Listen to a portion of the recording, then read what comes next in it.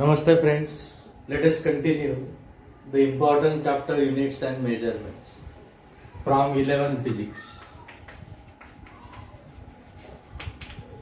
11 standard physics. Now let us discuss the important point, dimensions. Dimensions of physical quantity.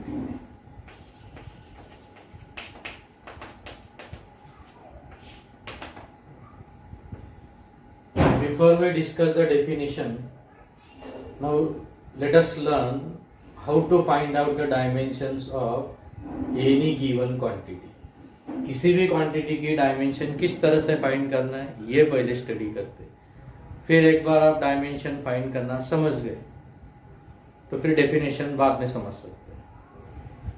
अब पहले fundamental की list लिखते हैं। Fundamental quantities आपको पता है, फंडामेंटल क्वांटिटीज कितने हैं? 7 है। पहले कौन से? मास, देन लेंथ, 3 नंबर टाइम, उसके बाद टेम्परेचर, उसके बाद इलेक्ट्रिक करंट, उसके बाद amount of substance,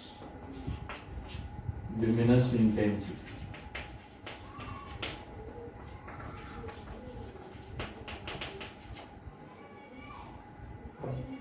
डायमेंशन किस तरह से फाइंड करना है वो पहले एक दो एग्जांपल देखते हैं।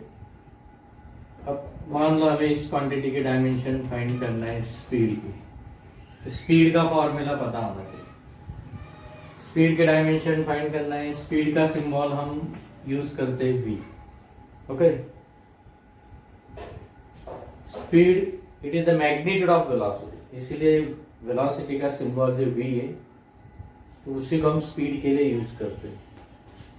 तो स्पीड का फॉर्मूला क्या है? Distance divided by time. अब किस तरह से डायमेंशन लिखना? ये जो लिस्ट है फंडामेंटल क्वांटिटी 7 क्वांटिटी, इसमें डिस्टेंस दिख रहा है क्या आपको? ये डिस्टेंस है क्या? नहीं, डिस्टेंस लेंथ को बिलोंग कर रहा है। तो लेंथ का सिंबल लेना है हमें यल। तो while writing here dimension, distance की डायमेंशन, डिस्टेंस किसे बिलोंग कर रहा है? लेंथ। तो डिस्टेंस के लिए लिखो यल। ओके, कैपिटल यल लिखना है व्हाइल राइटिंग द डायमेंशन। अब टाइम के लिए क्या लिखना है? टी। देखो टी, टाइम डिनोट करते हैं टी सिंबल से, मास यम से। आप बोलेंगे हम तो मास के लिए स्मॉल एम भी यूज करते हैं। डायमेंशंस लिखने की बात आती है तो मास के लिए कैपिटल एम, लेंथ के लिए कैपिटल एल, टाइम के लिए टी। अब जब टेम्परेचर की डायमेंशन लिखना है तो इधर भी टी सिंबल है स्टार्टिंग लेटर। आपको कंफ्यूजन होने वाला है, इधर टी और इधर टी लिखते थे तो फिर यहाँ पे लिखा जाता है केल्विन का के। इलेक्ट्रिक करंट के लिए आपके पास 2 चॉइस है, करंट का सिंबल आई और एम्पियर का फर्स्ट लेटर ए, एम्पियर का symbol A. Amount of substance के लिए जब डायमेंशन लिखने की बात आती है तो एम लिखो, इधर सी डी लिखो। ठीक है, अब देखते हैं इधर फिर से ये स्पीड की डायमेंशन, आप स्पीड का सिंबल ऐसा लिख सकते हैं भी। देन एल की पावर कुछ नहीं दिख रहा है मतलब क्या? 1 है। टी की पावर नहीं दिख रही मतलब क्या? 1 है। तो एल रेस टू 1 ये ऊपर पास करते हैं न्यूमरेटर में, तो ये बनेगा टी रेस टू -1। समझ गए? T raise to 1 at denominator, it will be -1 at numerator. तो L raise to 1 T raise to -1। अब इसे ऐसा स्क्वायर ब्रैकेट दे दो। तो स्क्वायर ब्रैकेट में एक कन्वेंशन है लिखने का। So we can say these are the dimensions of. Dimension से प्लूरल में बोला जाता है, क्यों? क्योंकि पावर हमेशा इधर 1 ही आने वाला है, ऐसा नहीं। कभी 2 हो सकती है, 3 हो सकती है, कुछ भी पावर हो सकती है। तो इसे कैसे रीड करते हैं? 1 in length minus 1 in time. We can read dimensions of speed equal to v मतलब स्पीड का सिंबल, ऐसा ब्रैकेट में लिखा है मतलब डायमेंशन लिखिए किसकी, स्पीड की। तो dimensions of speed equal to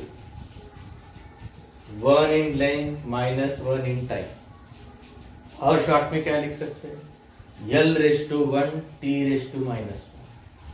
okay, इस तरह से उसे पढ़ना है। अब और कुछ एग्जांपल देखते हैं। अब ये सिंबल्स याद रखो। मास के लिए हम स्मॉल लेटर भले यूज करते हैं, लेकिन डायमेंशन की बात आती है तो कैपिटल एम। लेंथ के लिए हम भले स्मॉल एल कैपिटल एल दोनों यूज करते हैं, डायमेंशन की बात आती है तो कैपिटल एल। टाइम के लिए हम जनरली स्मॉल लेटर यूज करते हैं, टाइम डिनोट करना है, लेकिन डायमेंशन के लिए कैपिटल डी यूज करना है। टेम्परेचर के लिए टी के बजाय के यूज करना है के लिए, इलेक्ट्रिक करंट के लिए आई और ये यूज करना है, अमाउंट ऑफ सब्सटेंस के लिए मोल, लुमिनस इंटेंसिटी के लिए सीडी मतलब कैंडल। तो स्पीड एंड वेलोसिटी के डायमेंशन सेम आती है।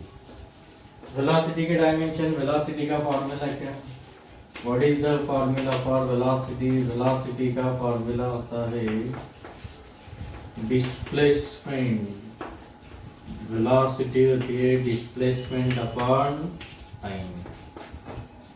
अब डिस्प्लेसमेंट कौन से फंडामेंटल को बिलोंग करता है, लेंथ को बिलोंग करता है। यहाँ पे क्या लिखना है, लेंथ। टाइम के लिए फिर से क्या, टी। अब इधर कुछ पावर नहीं है मतलब क्या, 1, ये भी क्या 1, तो L1 T-1।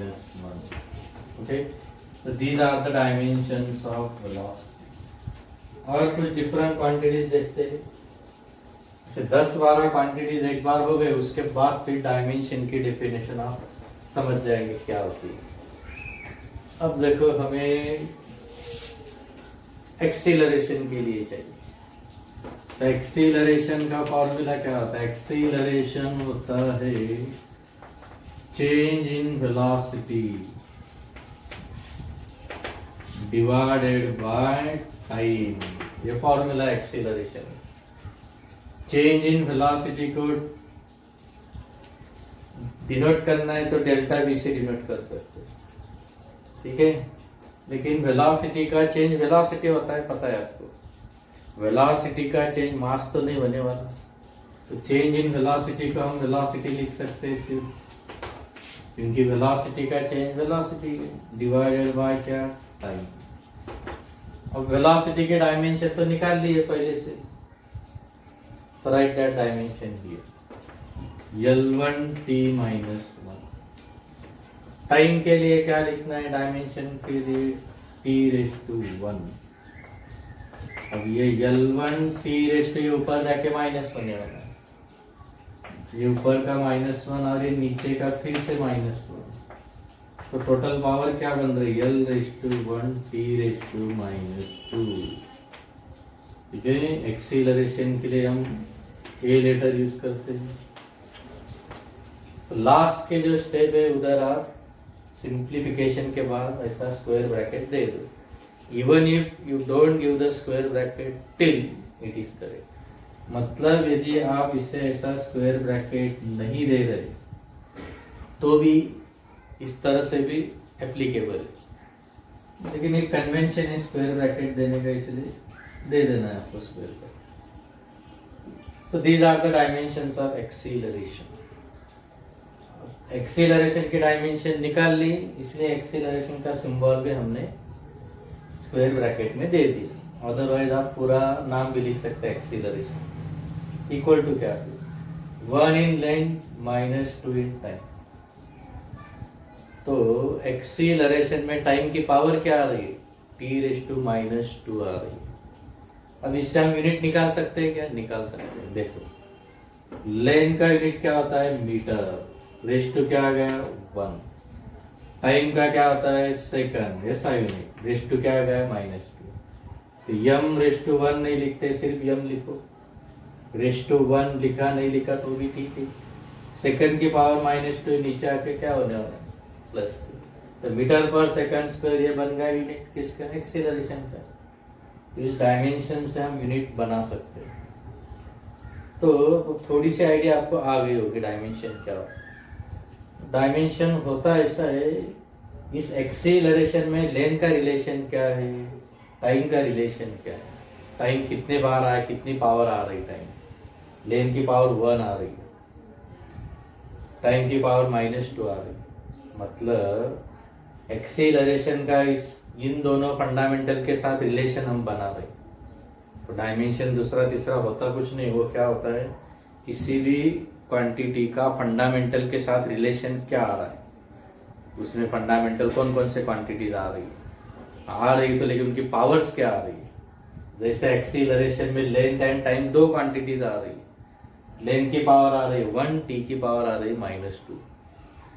तो ऐसा ब्रॉडली याद रखो, एक्सीलरेशन होता क्या है, सॉरी डायमेंशन क्या होता है। In the dimension we express the relation of the given quantity with the fundamental quantities. Fundamental quantities के साथ उनका क्या रिलेशन आ रहा है, ये हम डायमेंशन से समझते हैं। ओके, और डेफिनेशन के पहले और कुछ क्वांटिटीज को देखते हैं। अब फोर्स की बात करते हैं। फोर्स का फॉर्मूला क्या होता है, force is equal to mass into acceleration. आपको पता है हम लिखते हैं F इक्वल टू ma। आप बोलेंगे अभी स्मॉल लेटर यूज किया, सिंबल स्मॉल लेटर चलता है, एक्सीलरेशन के लिए सब स्मॉल लेटर लिखा है। अब डायमेंशन की बात करते हैं। अब डायमेंशन लिखना है तो स्मॉल m के जगह आपको कैपिटल M लिखना है। तो while writing dimension now replace this small m by capital M। और एक्सीलरेशन की क्या है डायमेंशन, नहीं पता तो फिर फाइंड करो, और यदि लर्न है ये वाला तो डायरेक्ट यहाँ पे लिख दो। तो एक्सीलरेशन के लिए L⁻⁴ T⁻²। अब लास्ट स्टेप में ऐसा लिख देते हैं, m की पावर नहीं दिख रही मतलब क्या 1 है, L⁻⁴ T⁻²। अब इसे दे दो स्क्वायर ब्रैकेट। अब कैसे पढ़ना है इसे, dimensions of force equal to m⁻⁴ L⁻⁴ T⁻², या फिर 1 in mass, 1 in length, -2 in time। तो यहाँ से क्या समझ रहे हैं, फोर्स के अंदर मास आ रहा है, लेंथ आ रहा है, टाइम आ रहा है। फोर्स का 3 फंडामेंटल के साथ रिलेशन बन रहा है, mass, length and time. Total fundamental 7 है, लेकिन रिलेशन किसके साथ बन रहा है, 3 के साथ। मास की पावर क्या आ गई 1, लेंथ की 1, टी की क्या आ रही -2। तो क्या होता है फिर डायमेंशन, तो ये फोर्स का रिलेशन 3 फंडामेंटल है उनके साथ क्या आ रहा है वो हमने लिखा है इधर। अब डेफिनेशन देखते हैं। Dimensions of physical quantity are defined as the powers. ये जो पावर है ना, इनको डायमेंशन बोलते हैं। Are defined as the powers to which fundamental units. Actually fundamental quantity के सिंबल है, लेकिन इसी सिंबल से हम यूनिट बना सकते हैं। जैसे यहाँ पे मास का यूनिट क्या है, किलोग्राम, लेंथ का क्या है, मीटर, टाइम का क्या है, सेकंड, लेकिन पावर क्या है -2। लेंथ मीटर, लेकिन पावर 1 है, वो 1 लिखा नहीं इधर। मास का केजी यूनिट है, पावर 1 है, 1 लिखा नहीं। तो केजी मीटर पर सेकंड स्क्वायर, इसी को हम क्या बोलते हैं, न्यूटन बोलते हैं। तो इस सिंबल से हम यूनिट बना सकते हैं, इसलिए यूनिट वर्ड ऐसा डायमेंशन के डेफिनेशन में आ गया। तो देखो फिर dimensions of physical quantity, bracket है मतलब डायमेंशन। तो dimensions of physical quantity are defined as the powers to which fundamental units are raised. Actually आप बोलेंगे तो यूनिट नहीं है, लेकिन उससे यूनिट बनता है कि नहीं, इन सिंबल से हम यूनिट बना सकते हैं। तो to which fundamental units are raised in order to obtain the unit of given quantity. Given quantity कौन सी, इधर फोर्स। तो इससे हमने फोर्स का यूनिट बना लिया, ठीक है। तो dimensions of physical quantity are defined है, इज नहीं बोलते आर, क्योंकि पावर हमेशा सबकी 1 आने वाली है इसमें। अब देखो यहाँ पे 2 पावर है, निगेटिव पावर 1 से ज्यादा हो सकती है। क्वांटिटीज भी एक से ज़्यादा हो सकती है, तो क्वांटिटीज भी एक से ज़्यादा है, पावर 1 या 1 से ज़्यादा हो सकती है, इसलिए डायमेंशंस बोलते हैं। तो dimensions of physical quantity are defined as the powers to which fundamental units are raised. ये सिंबल को फंडामेंटल यूनिट बोला है क्योंकि वहां से यूनिट बनते इसलिए। तो fundamental units are raised in order to obtain unit of given physical quantity. ये बन गई डायमेंशन की डेफिनेशन। अब डेफिनेशन लिखते हैं और फिर और अगेन कुछ डिफरेंट क्वांटिटीज की डायमेंशंस फाइंड करते हैं।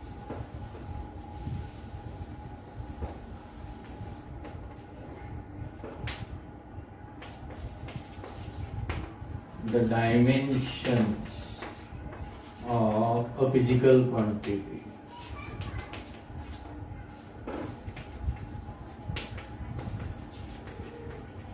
are defined as the power to which units of fundamental quantities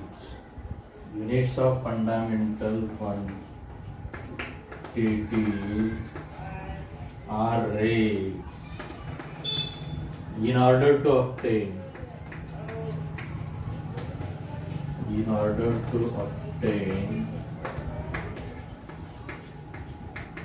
the unit of given physical quantity. Unit of given physical quantity. Okay. The dimensions of a physical quantity are defined as the powers to which units of fundamental quantities are raised in order to obtain the unit of given physical quantity. Okay, ये definition। और सभी fundamental के dimensions के लिए उनके symbols होते हैं। Exception ऐसा है कि टेम्परेचर के लिए टी नहीं यूज करते, टेम्परेचर के लिए केल्विन। ओके, अभी थोड़ी देर पहले लिस्ट लिखी थी हमने फंडामेंटल, उनके सामने जो सिंबल लिखे थे वो उनके डायमेंशन के लिए यूज करना है। ठीक है, अब और कुछ एग्जांपल देखते हैं। Now let us study again few examples how to find dimensions.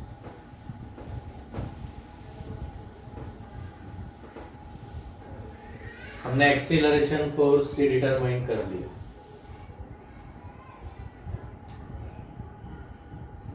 अब कुछ अलग क्वांटिटी एरिया के डायमेंशन फाइंड करते हैं। अब एरिया के लिए सिंबल हम यूज करते हैं। फॉर एग्जांपल के तौर पे एरिया ऑफ रेक्टेंगल लेते हैं। रेक्टेंगल का एरिया क्या होता है? Length into breadth. अब फंडामेंटल के लिस्ट के अंदर देखते हैं तो लेंथ है क्या है, तो लेंथ के लिए फिर डायमेंशन लिखना है तो क्या है? यल लिखो। अब फंडामेंटल के लिस्ट में ब्रेड नहीं है, लेकिन ब्रेड क्या होता है? ये भी एक डिस्टेंस है। रेक्टेंगल की बात करते हैं तो जैसे रेक्टेंगल, इस लॉन्ग साइड को हम लेंथ बोलते हैं, शॉर्ट साइड को हम क्या बोलते हैं? ब्रेड। लेकिन ये भी क्या है? अपने आप में ब्रेड भी क्या है? लेंथ है। ये भी किसे बिलोंग कर रहे हैं? फंडामेंटल लेंथ को। तो लेंथ की पावर क्या आ गई? 2। तो L raise to 2, these are the dimensions of area. आप ऐसे भी लिख सकते हैं और you can give square bracket भी दे सकते हैं। समझ गए डायमेंशन किस तरह से? वॉल्यूम के भी डायमेंशन देते हैं। कोई यदि रेक्टेंगुलर प्लेट है, उसका कुछ थिकनेस है, तो वॉल्यूम क्या लिखने वाले फिर हम? Volume length into breadth multiplied by क्या होता है? थिकनेस। सिंबल में ऐसा लिख सकते हैं, length into breadth into thickness. Length कौन से फंडामेंटल को बिलोंग करती है? लेंथ को बिलोंग करती है। ब्रेड किसे बिलोंग करते हैं? फिर से लेंथ को बिलोंग कर रही है। थिकनेस भी किसे बिलोंग कर रही है? लेंथ को बिलोंग कर रही है। अब यल रेज टू क्या बनेगा? 3। अब ये डायमेंशन आ गई तो देख तो ऐसा ब्रैकेट, स्क्वायर ब्रैकेट। तो 3 इन लेंथ या फिर L/3. So these are the dimensions of volume. Volume के डायमेंशन. ठीक है. और कुछ क्वांटिटीज की देखते हैं.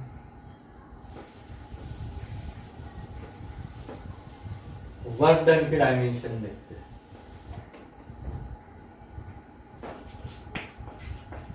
वर्क डन, इसका सिंबल हम यूज करते हैं W. तो वर्क डन का फॉर्मूला क्या होता है? Force into displacement. और फोर्स की डायमेंशन आपने लर्न करके रखी है तो डायरेक्ट लिखो.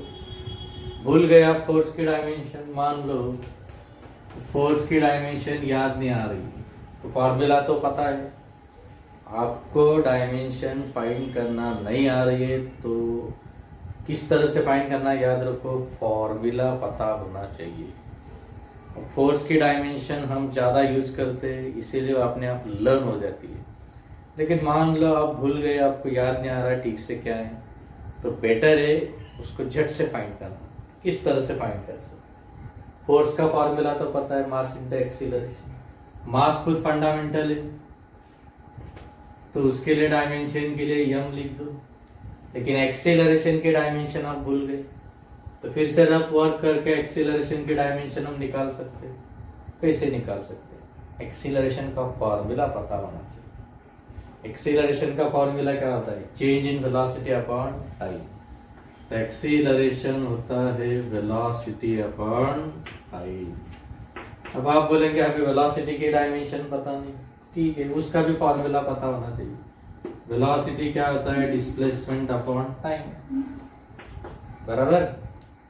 देखो यहाँ वेलोसिटी S मतलब डिस्प्लेसमेंट, T मतलब टाइम. Displacement upon time. अब ये टाइम ऊपर पास करते तो ये बन जाएगा T/2. इस तरह से देखो S/T है और ये क्या बाकी है, इसका डिनोमिनेटर क्या है? 1 है. ये क्या बन जाएगा? 1/T. तो S अपॉन क्या बन गया? T². समझ गए?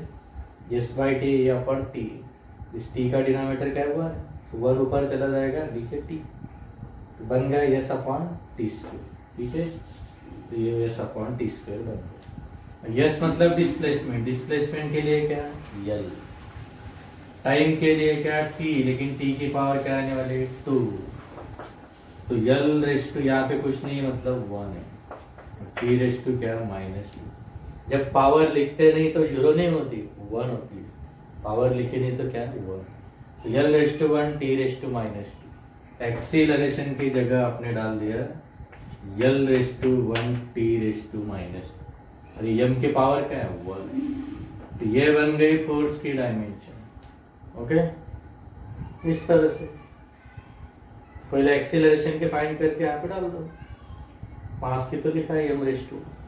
ये फोर्स के डायमेंशन वो अभी यहाँ पे डायरेक्ट पुट करते हैं. m/1 L/1 T/-2. आप बोलेंगे ब्रैकेट. जब तक फाइनल स्टेप नहीं आ जाती, फाइनल कैलकुलेशन बन के नहीं रेडी होता, तब तक ब्रैकेट देने की जरूरत नहीं है. अब डिस्प्लेसमेंट किसे बिलोंग करती है? लेंथ को. पावर क्या? 1. और यहाँ पे पावर कुछ स्क्वायर वगैरह है क्या? नहीं है.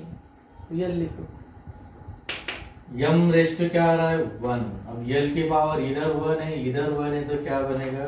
2. T/2 क्या? -2. तो these are the dimensions of work done. ये बन गए वर्क डन की डायमेंशन. ठीक है, अब आगे देखते हैं पावर की dimension. Power denoted by P. लेकिन पावर का फॉर्मूला क्या होता है? पावर का फॉर्मूला होता है वर्क अपॉन टाइम. तो वर्क की डायमेंशन तो हमने लिख ली यहाँ पे, तो फाइंड की है उसे लिखते हैं direct m/1 L/2 T- upon time. Time के लिए फिर से क्या? T. अब देखो आगे क्या हो रहा है. m/1 L/2. T की पावर नहीं है मतलब क्या दिख रहा है? वो 1 है. ये 1 ऊपर चले जाने के बाद -1 और ये -2, तो ये बनेगा -3. ये लास्ट स्टेप आ गई, ब्रैकेट दे.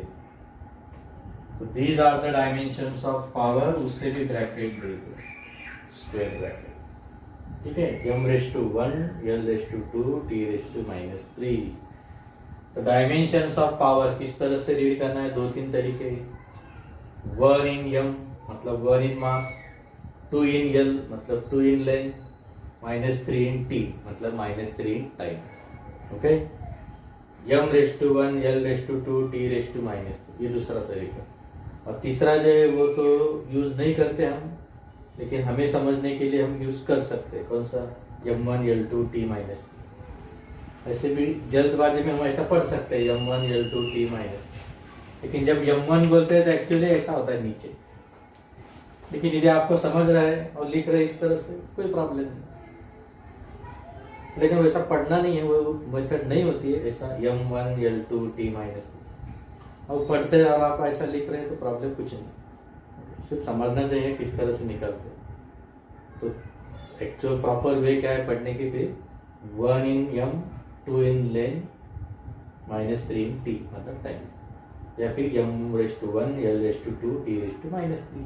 ये जो पावर से फंडामेंटल के इनको डायमेंशन बोलते हैं। ओके, दुनिया में कौन सी भी एनर्जी हो, एनर्जी मतलब क्या होता है, कैपेसिटी ऑफ डूइंग वर्क। तो किसी भी टाइप की एनर्जी एंड वर्क, इनकी डायमेंशन क्या होती है, सेम होती है। तो एनर्जी की डायमेंशन, वर्क की डायमेंशन, दोनों क्या आने वाले, सेम आने वाले। तो ब्रैकेट में लिखा है मतलब dimension of energy same as dimension of work. कुछ एग्जांपल लेते हैं एनर्जी का, काइनेटिक एनर्जी लेते हैं। तो आपको पता है काइनेटिक एनर्जी का फॉर्मूला क्या है। काइनेटिक एनर्जी का फॉर्मूला, सिंबल हम लिखते हैं k dot p dot. Kinetic energy का फॉर्मूला 12 mv²। नंबर को डायमेंशन नहीं होती, डायमेंशन का अपने आप में एक लिमिटेशन है, ड्रॉबैक है। We can't find the dimensions of number, तो नंबर को डायमेंशन नहीं होती। अब नंबर को छोड़ दो, फिर मास से, मास के लिए कैपिटल M। आप बोलेंगे यहाँ पे तो स्मॉल m लिखा है, वो मास का symbol small m capital M कोई भी चलता है, but while writing the dimension, dimension लिखते हैं तो क्या लिखना है, कैपिटल M। ओके, v क्या है, वेलोसिटी। अब वेलोसिटी की डायमेंशन हमने लिखी थी अभी, मान लो आप भूल गए तो फाइंड कर लो। वेलोसिटी की डायमेंशन के लिए फॉर्मूला क्या है, डिस्प्लेसमेंट अपॉन टाइम। डिस्प्लेसमेंट के लिए क्या है, l, टाइम के लिए t। तो l की पावर 1, ये t की पावर ऊपर जाके क्या बनने वाली है, -1। तो आगे वेलोसिटी की डायमेंशन l1 t-1, या फिर l⁻⁴ t⁻⁻1। ऊपर क्या है, स्क्वायर है। अब यहाँ पे ब्रैकेट आप बोलेंगे फाइनल स्टेप नहीं आई, तो भी ब्रैकेट आपने क्यों दिया, इससे स्क्वायर करना था इसलिए मैंने ब्रैकेट दिया, ठीक है। अब m की पावर आ गई 1, l की क्या आ रही है 2, 1 × 2 2।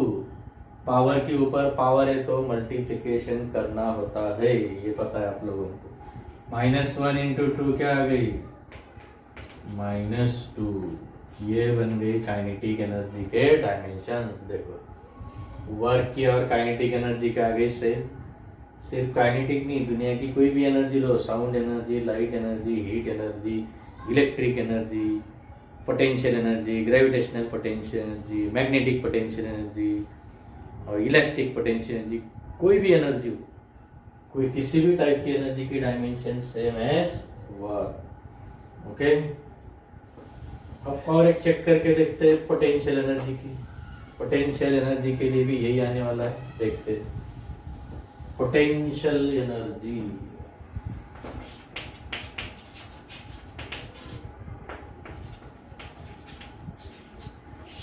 पोटेंशियल एनर्जी को हम P डॉट E डॉट इसका शॉर्ट फॉर्म से इंडिकेट कर सकते हैं। पोटेंशियल एनर्जी, ग्रेविटेशनल पोटेंशियल का फॉर्मूला आपको पता है, mgh। m क्या है, मास है, मास की डायमेंशन कैपिटल M। g क्या है, एक्सीलरेशन है। ये g क्या होता है, g होता है acceleration due to gravity. Gravity से आने वाला क्या है, एक्सीलरेशन। एक्सीलरेशन की डायमेंशन आपको पता होनी चाहिए। आप बोलेंगे हम भूल गए, फॉर्मूला लाने क्या है formula, change in velocity upon, मतलब क्या, वेलोसिटी अपॉन क्या है, टाइम। वेलोसिटी क्या होता है, डिस्प्लेसमेंट अपॉन टाइम होता है, बराबर। और ये फिर से टाइम, यस मतलब डिस्प्लेसमेंट, तो ये बन गए यस अपॉन टी स्क्वेयर। तो यस के लिए अब डायमेंशन लिख रहे तब क्या लिखना है, यल। टाइम के लिए टी, लेकिन पावर क्या है, 2, L raise to 1 T raise to -2। अभी इसके पहले भी हमने डायमेंशन फाइंड की थी एक्सीलरेशन की, तो भूल गए तो क्या क्या टेक्निक यूज करना है ये मैं बोल रहा हूँ। और एक शॉर्ट ट्रिक है, पहले इसे लिख देता, वो भी बोलता क्या है। तो जी के जगह जी क्या है, तो एक्सीलरेशन है। वो किसका, इससे कोई मतलब नहीं, वो ग्रेविटी का भले ही है, लेकिन है तो एक्सीलरेशन, तो डायमेंशन एक्सीलरेशन की आ गई। ये L1t -2, ये क्या है, हाइट है। हाइट क्या होती है, लेंथ। तो लेंथ की फिर से क्या आ गई, L पावर 1। अब ये सब 1 पावर लिख दो m को, 1 + 1 ये 2 आ गया। ठीक है, ये बन गए dimensions of potential energy same as kinetic. Kinetic की पोटेंशियल की सेम आ गई। ये दोनों ही नहीं, कोई भी एनर्जी हो सेम डायमेंशन लेना है। ठीक है, work and any form of energy these are having same dimensions, तो इनकी डायमेंशन सेम होती है। ठीक है, अब स्पेसिफिक हीट की बात करते हैं। Specific heat, specific heat capacity C या यस से डिनोट करते हैं।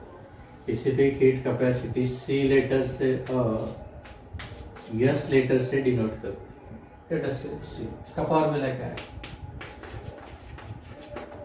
बहुत सारे ऐसे फॉर्मूले जो हम पहले यूज कर रहे हैं, बाद में जैसे जैसे आगे सिलेबस जाएगा वो आगे आने वाले, लेकिन फिर आगे आने वाले तब डायमेंशन तो हम फाइंड करने वाले, लेकिन हम स्पेशली अभी डायमेंशन स्टडी कर रहे हैं, तो भले आपको कुछ फॉर्मूले पता नहीं है, तो डायरेक्ट मैं यहाँ पे जो फॉर्मूला लिख रहा हूँ उसका अकॉर्डिंग टू आप भी डायमेंशन फाइंड कर सकते हैं।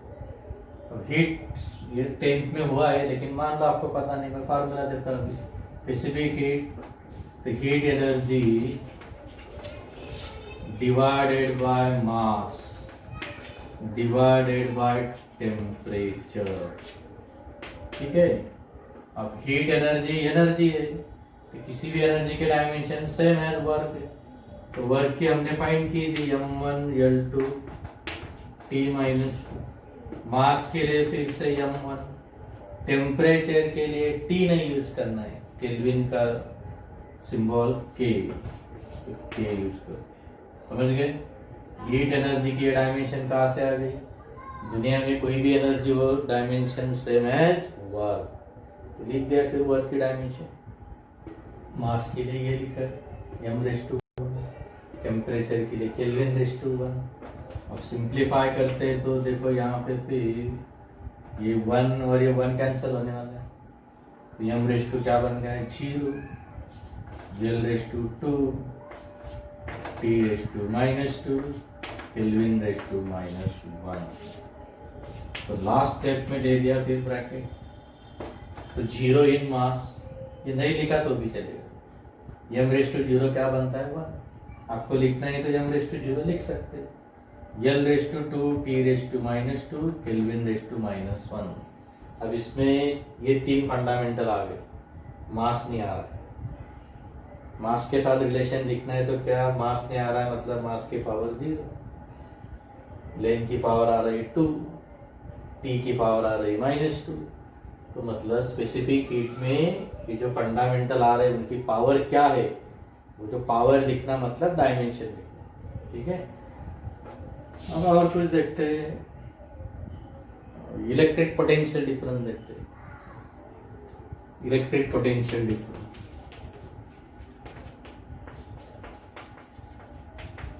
इलेक्ट्रिक पोटेंशियल डिफरेंस, ठीक है, इसे सिंबल होता है V। इसका फॉर्मूला क्या होता है, वर्क अपॉन चार्ज होता है फॉर्मूला। वर्क का पता है आपको, वर्क की डायमेंशन तो ये एनर्जी एंड वर्क की तो सेम होती है, लेकिन चार्ज के बारे में पता है क्या कुछ। चार्ज होता है current into time, charge fundamental नहीं है, चार्ज से रिलेटेड फंडामेंटल आपको पता है कौन से, करंट है। क्योंकि करंट का फॉर्मूला आपको पता है, करंट क्या होता है, देखो करंट डिनोट करते हैं आई सिंबल से। करंट होता है चार्ज अपॉन टाइम, या आई क्या है, करंट है। यहाँ पे मैं डायरेक्टली लिख देता हूँ करंट, ठीक है। तो इलेक्ट्रिक करंट क्या होता है, चार्ज अपॉन टाइम। तो चार्ज क्या बनेगा, करंट मल्टीप्लाइड बाय टाइम, इसलिए चार्ज की जगह लिखा है current multiplied by time. Work की dimension m⁻⁴ L⁻², T⁻²। Current की डायमेंशन क्या, करंट तो फंडामेंटल है, लिख दो आई। करंट फंडामेंटल है, आई लिखो, या फिर एम्पियर का ए लिखो। टाइम के लिए क्या, टी लिख दिया। अब ये क्या बन रहा है, m⁻⁴ L⁻²। यहाँ पे लिखता है, ये वीडियो में कट हो जाएगा शायद। m⁻⁴ L⁻², टी की पावर क्या बन जाएगी, -3, क्योंकि ये ऊपर जाके -1, पहले से -2 है, -3। करंट की बन जाएगी ऊपर जाके -1। तो इसे हम ऐसा ब्रैकेट दे सकते हैं। So these are about the dimensions of V, मतलब ये वेलोसिटी नहीं है, पोटेंशियल डिफरेंस। फॉर्मूला पता है तो किसकी भी डायमेंशन आप लिखो, okay. You can write dimensions of any quantity. और कुछ क्वांटिटी का डेंसिटी की फाइंड करते हैं, चलो स्क्रीन पॉज करके आप फाइंड कर सकते हैं। तो क्या होता है डेंसिटी, डेंसिटी का फॉर्मूला, डेंसिटी का फॉर्मूला होता है मास अपॉन वॉल्यूम। मास फंडामेंटल है, उसके लिए यम। अब वॉल्यूम क्या होता है, वॉल्यूम यल क्यूब होता है। वॉल्यूम के डायमेंशन हमने लिखी थी अभी थोड़ी देर पहले, भूल गए आप, length into breadth into thickness. ये टाइम नहीं, ये थिकनेस है।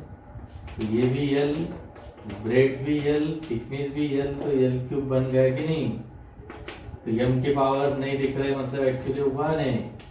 ये क्या बन गया, L⁻⁻3। तो कोई स्टूडेंट ने यदि बोल दिया है कि टी हमें लिखना है, यदि टी आपको लिखना है तो क्या आएगा, m⁻⁴ L⁻⁻3 T⁻⁴ क्या 0। टी लिखने की जरूरत नहीं, यदि लिखना ही है तो 0, ओके। तो these are the dimensions of density. तो ये डेंसिटी की डायमेंशन। तो डेंसिटी का सिंबल रो लिखते हैं, रो लिख दो यहाँ पे, इस सिंबल को रो बोलते हैं, रो, ओके। तो ये आ गई डेंसिटी की। मोमेंटम की डायमेंशन देते, मोमेंटम p से डिनोट करते हैं, उसका फॉर्मूला होता है मास मल्टीप्लाइड बाय वेलोसिटी। तो मोमेंटम होता है p = mv। यम तो फंडामेंटल है, अब डायमेंशन के लिए कैपिटल यम। इधर पावर कुछ 2, 3 ऐसा नहीं दिख रहा है, मतलब 1 है। वेलोसिटी की डायमेंशन अभी फाइंड की थी हम, आप बोलेंगे हम तो भूल गए तो फिर ऐसा याद रखो, डिस्प्लेसमेंट अपॉन टाइम। डिस्प्लेसमेंट के लिए L, टाइम के लिए T, तो L⁻⁴ T⁻⁻1, ठीक है। तो ये बन गई डायमेंशंस ऑफ P, मतलब क्या, मोमेंटम। आप बोलेंगे P तो पावर होता है, पावर के लिए भी P यूज करते हैं, मोमेंटम के लिए भी P यूज करते हैं, ओके। तो these are the dimensions of momentum. और कुछ क्वांटिटी देखते हैं, टेम्परेचर ग्रेडियंट लेते हैं। टेम्परेचर ग्रेडियंट,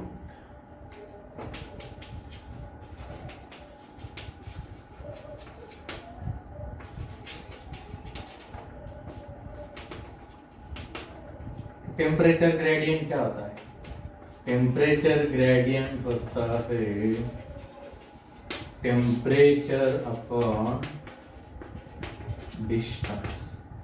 कोई इधर रॉड है, देखो अभी ये रॉड है, इसको यहाँ पे हमने हीटिंग शुरू कर दी। ये हॉट एंड है, ये कोल्ड है। धीरे धीरे इधर टेम्परेचर बढ़ेगा, लेकिन सबसे ज्यादा टेम्परेचर जहाँ पे हीटिंग शुरू है उसका टेम्परेचर ज्यादा है। as we move from hot to cold and temperature decreases, तो change in temperature with distance, इधर जा रहे तो इंक्रीज हो रहा है तो भी चेंज है, तो change in temperature with distance, ठीक है। तो डिस्टेंस के साथ यदि कोई क्वांटिटी चेंज हो रही है तो उस क्वांटिटी का वो क्या बनता है, ग्रेडियंट। यहाँ पे डिस्टेंस के साथ टेम्परेचर बदल रहा है तो टेम्परेचर ग्रेडियंट, यदि वेलोसिटी बदल रही है डिस्टेंस के साथ तो वेलोसिटी ग्रेडियंट। मान लो ऐसे फ्लोर के ऊपर से वाटर कॉन्स्टेंटली फ्लो हो रहा है, स्टेबल फ्लो है वाटर का, तो उसमें क्या होता है, जो बॉटम की लेयर है वो स्लो चलती है, टॉप की लेयर फास्ट चलती है, क्योंकि बॉटम के लेयर के ऊपर सभी लेयर का प्रेशर आता है और जो कॉन्टैक्ट सरफेस है उसका भी अट्रैक्शन होता है, इसलिए बॉटम वाली स्लो चलती है, ओके। और जो टॉप वाली फास्ट निकलती है, समझ रहे क्या बोल रहा हूँ। ऐसे हॉरिजॉन्टल फ्लोर है, उसके ऊपर से पानी ऐसा निकल रहा है, बह रहा है आगे, फ्लड नहीं है, स्टेबल फ्लो है, कांस्टेंट फ्लो है, तो उसमें होता क्या है, तो बॉटम की लेयर स्लो चलती है, जैसे जैसा ऊपर की ओर आ रहा है तो प्रेशर धीरे धीरे कम हो रहा है, ऊपर की लेयर फास्ट चलती है, तो इसका मतलब क्या है, velocity increasing with respect to distance है, तो डिस्टेंस के साथ वेलोसिटी चेंज हो रही है तो वेलोसिटी ग्रेडियंट। तो जो भी फिजिकल क्वांटिटी डिस्टेंस के साथ चेंज होती है तो उसे ग्रेडियंट बोलते हैं। टेम्परेचर चेंज हो रहा है, टेम्परेचर ग्रेडियंट, तो फॉर्मूला क्या है, टेम्परेचर अपॉन डिस्टेंस। टेम्परेचर के लिए डायमेंशन के लिए टी यूज करना है क्या, नहीं, क्योंकि टी टाइम के लिए यूज कर दिया। टेम्परेचर के लिए केल्विन का के, डिस्टेंस मतलब लेंथ, तो ये क्या बन गया फिर, kelvin raise to -1, length raise to -1। So these are the dimensions of temperature gradient. तो इसे by knowing the formula we can write dimensions of numerous quantity, बहुत ज़्यादा किसी भी क्वांटिटी का फाइंड कर सकते हैं। Now let us find the dimensions of gravitational constant। आपको ग्रेविटेशनल फोर्स पता है, ग्रेविटेशनल कांस्टेंट का यदि फार्मूला लर्न नहीं है तो ग्रेविटेशनल फोर्स का फार्मूला लर्न होना चाहिए। अब फिलहाल 11th साइंस में भले आपको पता नहीं है, आगे 11th में वो चैप्टर है ग्रेविटेशन का, तब आप समझ जाएंगे। प्रीवियस सिलेबस में वो 12th में था, अभी वो 11th में ग्रेविटेशन, तो उसमें भी आप समझने वाले हैं। अभी फिलहाल फर्स्ट चैप्टर है तो आपको पता नहीं, फॉर्मूला पहले सेट करते हैं। तो ग्रेविटेशनल फोर्स आपको पता है, ये दो मासेस है, एक मास m1, ये मास m2। तो दुनिया का कोई भी एक ऑब्जेक्ट जिसे मास है किसी दूसरे ऑब्जेक्ट को अट्रैक्ट करता है, भले ही दूर होने के कारण फोर्स कम होने वाला है। तो attraction between any two object in the universe, that is called gravitation. तो यूनिवर्स में कोई भी दो ऑब्जेक्ट, दो बॉडीज में जो अट्रैक्शन है उसे बोलते हैं ग्रेविटेशन। तो ये मास इसे अट्रैक्ट कर रहा है अपनी ओर, ये भी इसे अपनी ओर अट्रैक्ट कर रहा है। तो डिटेल में हम ग्रेविटेशन में पढ़ने हैं। दोनों के सेंटर टू सेंटर डिस्टेंस मान लो r, तो दोनों फोर्स एग्जैक्टली इक्वल है, पहली बॉडी दूसरे के ऊपर, दूसरी बॉडी पहले के ऊपर, मैग्नीट्यूड सेम है, direction opposite. So this force is directly proportional to product of masses, masses का प्रोडक्ट मतलब multiplication, inversely proportional to square of the distance. Denominator में लिख रहे हैं मतलब इनवर्सली, इसका मतलब क्या है, जैसे जैसे r बढ़ने वाला है, r बढ़ने वाला, ये फोर्स वीक होने वाला है, डिस्टेंस हम बढ़ा रहे तो फोर्स डिक्रीज होने वाला है, कॉमन सेंस है। और के पास से चौक है तो स्ट्रॉन्ग अट्रैक्शन, दूर है तो क्या वीक होने वाला है। तो ग्रेविटेशनल फोर्स डिस्टेंस के साथ डिक्रीज होगा, तो इनवर्सली बराबर है, लेकिन क्या है, स्क्वायर ऑफ द डिस्टेंस। इधर जो कांस्टेंट आता है वो होता है ग्रेविटेशनल कांस्टेंट, ठीक है, क्योंकि प्रोपोर्शनल साइन को निकालना है हमें, तो इक्वल टू देना होता है, उसके साथ कोई कांस्टेंट होता है। अब ये कांस्टेंट क्या है, ग्रेविटेशनल कांस्टेंट। अब इसका फॉर्मूला क्या बनेगा, ये जी हमें चाहिए, वो न्यूमरेटर पे उसे उधर ही देते। बहुत सारे स्टूडेंट्स को फॉर्मूला सेट करने नहीं आता, अब राइट साइड में जी है लेकिन वो न्यूमरेटर पे ना, तो उधर ही रखो उससे, बाकी इनको इधर भेज दो, ये डिवाइडेड इधर जाके मल्टीप्लाई करो, ये मल्टीप्लाइड इधर जाके डिवाइड हो, तो जी का फॉर्मूला बन गया, फिर अब साइड चेंज करके लिख देते हैं। तो G equal to F into R square divided by m1 m2। अब डायमेंशन लिखिए। फोर्स की डायमेंशन आपने लर्न की होगी, बोलो m1 है, l2 है, t माइनस 2 है। भूल गए तो कैसे फाइंड करना वो भी हमने एक्सप्लेन कर दिया है। आर क्या है, डिस्टेंस है, डिस्टेंस मतलब लेंथ, लेकिन पावर क्या है 2। मास की डायमेंशन क्या है m, इस मास की भी डायमेंशन क्या है m। आप बोलेंगे ऐसा लिखो, नहीं, तो फर्स्ट मास सेकंड मास डायमेंशन के लिए सिर्फ दोनों के लिए m लिखना। हाँ, इधर भी पावर 1 है, इधर भी पावर 1, ये पावर 1 है तो ये भी 1 है, लेकिन ये कैंसिल होने वाला है ये वाला। ओके, अब ये ऊपर जाके बनने वाला है -1। यल रेस टू क्या बन रहा है ओ, बराबर। हाँ, तो ये फोर्स के डायमेंशन यहाँ पे मैंने गलत लिखी। फोर्स की डायमेंशन है m1 l2 नहीं है, यल रेस टू 1 होता है फोर्स की डायमेंशन। यदि कभी कंफ्यूजन हो गया था तब वर्क करके फाइंड कर सकते। तो फोर्स की डायमेंशन में m raise to 1, l raise to 1, t raise to -3। 1 plus 2 क्या बनेगा, 3 बनेगा, और ये आएगा -2। तो m raise to 1, l raise to 3, t raise to -2। दूसरा तरीका क्या है, -1 इन m, 3 इन l, -2 इन t, मतलब 10। ठीक है, these are the dimensions of constant of gravitation, और we can say gravitational constant। ठीक है, ये उसकी डायमेंशन आ गई। अब इलेक्ट्रिक परमिटिविटी की डायमेंशंस फाइंड करते हैं।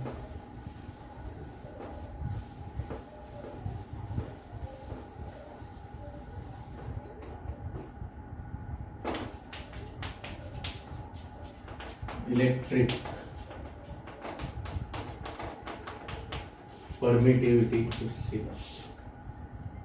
अब इसका भी एक फॉर्मूला सेट करते हैं। मान लो एक पॉजिटिव चार्ज है, ये निगेटिव चार्ज है, ये चार्ज Q1 है, ये Q2 है, तो ये दोनों में कौन सा फोर्स है, अट्रैक्शन। ये वाला इधर खींच रहा है, ये वाला इधर खींच रहा है, तो दोनों में डिस्टेंस क्या r। तो इधर फोर्स का फॉर्मूला क्या होता है, एक कांस्टेंट नंबर होता है ऐसा 1/4πε, इन दोनों का प्रोडक्ट होता है। अब इसी 11th साइंस में आप इलेक्ट्रोस्टैटिक्स में पढ़ने वाले। अब फिलहाल मान लो फोर्स प्रोपोर्शनल है प्रोडक्ट ऑफ चार्जेस को, इधर ऐसा प्रोपोर्शनल साइन होता है, ऐसा देखिए ऐसे होता है, लेकिन ये प्रोपोर्शनल साइन निकालना है तो इधर कांस्टेंट लेना पड़ता है, ये होता है कांस्टेंट 1/4π। ऐसे ई जैसे दिख रहा है वो ई नहीं है, इस सिंबल को इप्सिलॉन बोलते हैं, इप्सिलॉन। ये इंग्लिश लेटर नहीं है, कुछ ग्रीक लेटर है, तो इसे इप्सिलॉन बोलते हैं, 1/4π एप्सिलॉन। ये कांस्टेंट, क्योंकि प्रोपोर्शनैलिटी को हटाना है, इक्वल टू साइन है, कुछ कांस्टेंट लेना पड़ता। ये साइंटिफिकली डिजाइन कांस्टेंट है। आप बोलेंगे कहाँ से आ गए, वो कूलम ने डिजाइन किया इसे। ये Q1 Q2 अपॉन क्या r स्क्वायर। अब ये जो इप्सिलॉन दिख रहा है सिंबल, ये सिंबल इप्सिलॉन है, लेकिन वो कौन से क्वांटिटी के लिए इसका है, परमिटिविटी के लिए, इसे परमिटिविटी बोलते हैं। आप बोलेंगे कभी इप्सिलॉन बोल रहे हैं, कभी परमिटिविटी बोल रहे हैं। सिंबल इप्सिलॉन है, लेकिन कौन से क्वांटिटी के लिए, इलेक्ट्रिक परमिटिविटी के लिए। जैसे इलेक्ट्रिक करंट आए तो करंट के इसमें करंट का पहला लेटर तो सी है, तो भी हम इलेक्ट्रिक करंट के लिए आई यूज करते हैं। वैसे ही इलेक्ट्रिक परमिटिविटी के लिए ऐसा एक नया सिंबल दे दिया है, उस सिंबल को इप्सिलॉन बोलते हैं। ठीक है, अब इसका फॉर्मूला क्या है, इप्सिलॉन इधर भेज दो। ये ऊपर क्या है, Q1 Q2, 1 into Q1 Q2, Q1 Q2 बन गया। ये 4/5, ये फोर्स को नीचे लाके यहाँ पे पुट कर दो, ये क्या है r स्क्वायर। इसके डायमेंशन लिखना है। चार्ज के डायमेंशन क्या होता है, करंट इंटू टाइम। तो चार्ज के लिए लिख दिया करंट इंटू टाइम, दूसरे चार्ज के लिए भी वही लिखना है, current into time. Okay, charge current into time, दूसरे चार्ज के लिए भी वही current into time. 4 and pi ये नंबर है, इसके डायमेंशन नहीं होती, नंबर के लिए डायमेंशन नहीं होती। फोर्स के लिए आपको पता है m1 l1 t -2। आर है, आर मतलब डिस्टेंस है, डिस्टेंस तो यल है, यल की पावर आ गई 2। आई रेस टू, अब यम लिखते हैं पहले, यम रेस टू क्या आएगा ऊपर -1, यल की पावर क्या बन गई 3 बन गई, ऊपर जाके क्या होने वाला है -3। अब t की पावर है -2 है, ऊपर भी 2 है, ऊपर क्या t, ये 1 2 बनने वाला है, फिर से +2, देखो ऊपर है t रेस टू 2 और ये क्या है नीचे क्यों, t raise to 1 t raise to 1 क्या बन गए t रेस टू 2, ये फिर से ऊपर भेज दो, ये प्लस बनने वाला ऊपर 2 + 2 4, t रेस टू बन गया 4। अब क्या बाकी है i raise to 1 i raise to 1, ये क्या बन जाएगा i रेस टू 2, ठीक है। तो these are the dimensions of permittivity. अब ये डायमेंशन आ गई तो ब्रैकेट में लिख दो, m raise to -1 l raise to -3 t raise to 4 l raise to, तो l रेस टू तो हो गया, ये i raise to 2। These are the dimensions of permittivity. इस तरह से किसी भी क्वांटिटी का यदि फॉर्मूला नोन है, we can write the dimensions, we can derive the dimensional formula।